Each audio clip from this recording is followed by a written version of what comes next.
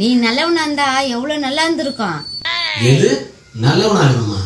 நல்லவனா இருந்தா படிக்கிற காலத்துல நல்ல படிப்பு கிடைக்காது, வயசுக்கு வந்த நேரத்துல நல்ல ஃபிகர் கிடைக்காது, வேலைக்கு போற காலத்துல நல்ல வேலை கிடைக்காது, நல்ல டாக்டருக்கு பீஸ் கிடைக்காது, நல்ல வக்கீலுக்கு கேஸ் கிடைக்காது, நல்ல போலீஸ்காரருக்கு பதவி உயர்வு கிடைக்காது, நல்ல அரசியல்வாதிக்கு ஓட்டே கிடைக்காது. இவ்வளவு ஏன் கவர்மெண்ட்டே போக்குவரத்துக்கு நல்லவன் டிரான்ஸ்போர்ட் தான் பேர் வச்சான். ஏன் நல்லவன் டிரான்ஸ்போர்ட்னு வச்சிருக்கலாம்ல? நல்லவனா தான் இவ்வளவு பிரச்சனை இருக்குன்னு தெரிஞ்சுதான் அதெல்லாம் பண்ணல. போய் நல்லவனா இருன்ற. ரொம்ப நல்லவனா இருந்ததுனால இப்படி லூஸ் ஆயிட்டான் பொழுது பாவம்.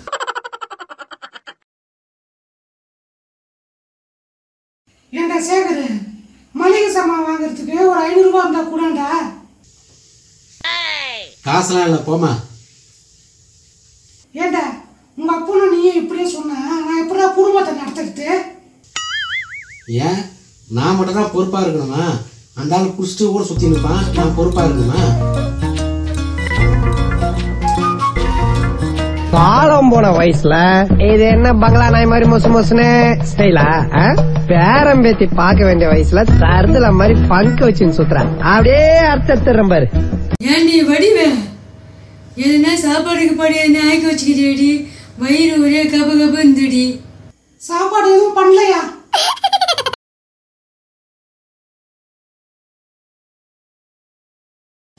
உன்னை கோழி முட்டை தானே வாங்கிட்டு வர சொன்னேன், இப்படி குருவி முட்டை வாங்கிட்டு வந்துக்கிற. இமாமா துண்டு இருக்குதே. ஏதோ ஒரு முட்டை, யானை முட்டையா பூனை முட்டையான்னு ஆராய்ச்சி பண்ணி நிற்காத.